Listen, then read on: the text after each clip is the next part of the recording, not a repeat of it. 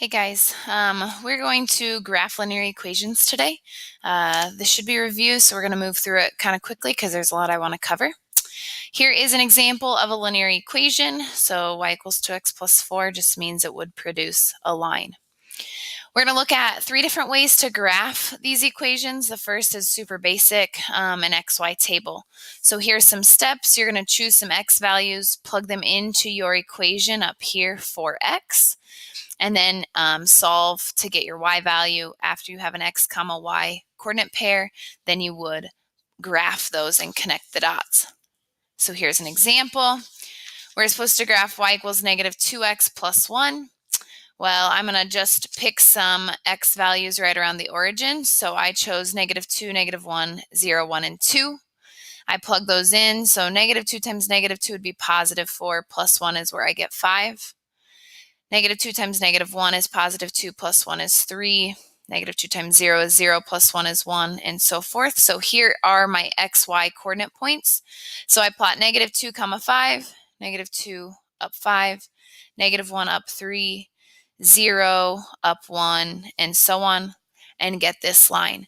Make sure you connect your dots and extend your line and put arrowheads on it to show that it goes on forever.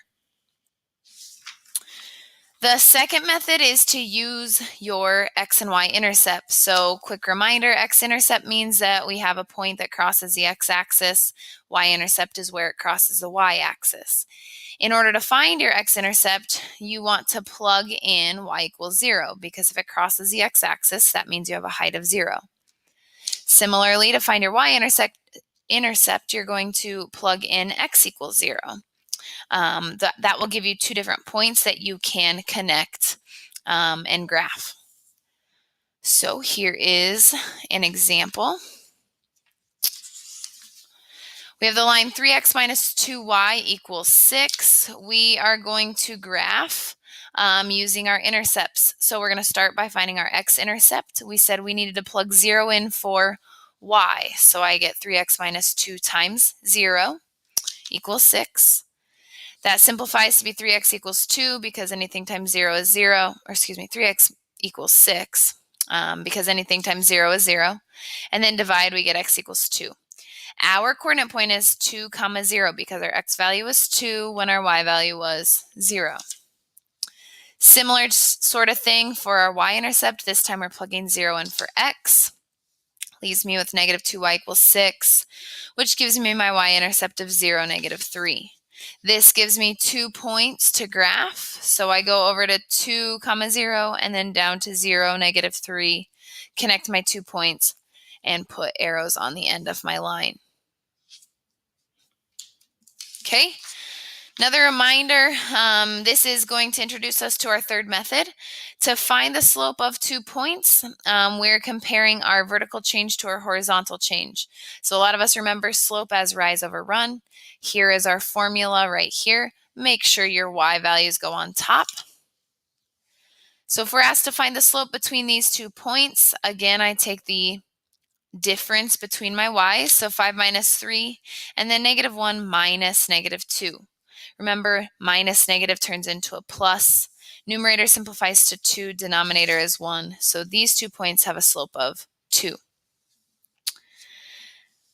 Between these 2 points, we take negative 1 minus negative 1, and then negative 4 minus 2.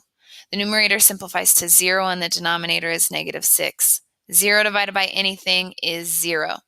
If I go to plot these 2 points, we get a line that looks like this. This is a horizontal line, and every horizontal line will have a slope of 0. Okay, so please make sure you note that. Every horizontal line has a slope of 0. Similarly, if we have these 2 points, we can find the slope. We get 1 over 0. Whenever you divide by 0, remember that is an undefined scenario. So the slope between these 2 lines is undefined. If we go to graph, we get a vertical line right here. Every single vertical line will have a slope that is undefined. Okay, so please make sure you note that as well. I'd like you guys to find the slope between 3, 7 and negative 1, 10. Okay, last way to graph. We have slope-intercept form, which is y equals mx plus b. A reminder, the m stands for our slope, and the b is our y-intercept, where it crosses that y-axis. When we go to graph this, we will need our slope and our y-intercept, but it's also really important to note the following pieces of information. When we're moving from one point to another on our graph, if we have a positive slope, we go up and to the right, or we can go down and to the left for a positive slope. Moving point to point with a negative slope, we either go down and to the right, or we can go up and to the left to give us that negative slope. This will make more sense in a minute, but it would be really wise if you don't have this memorized to jot it down to help you graph. All right, here is an example. This is our third method. So we need to identify the slope and the y-intercept and then graph this line y equals negative 1/2 x plus 3. So y equals mx plus b. M is our slope, so we have a slope of negative 1/2. Y-intercept is 3. When we go to graph in slope-intercept, we always start at our y-intercept. So I have a dot or a point at 3. We have a negative slope, so according to our previous rules, we can go down and to the right. So our slope is down 1 over 2. So down 1 to the right 2.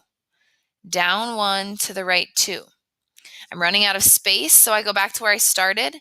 And according to those rules on the previous page, we can also go up and to the left. So we go up 1 to the left 2. Finally, I would like you guys to take this equation, 3x minus 2y equals 6, and find the slope and the y-intercept. It would probably be beneficial to put this into slope-intercept form first by solving for y.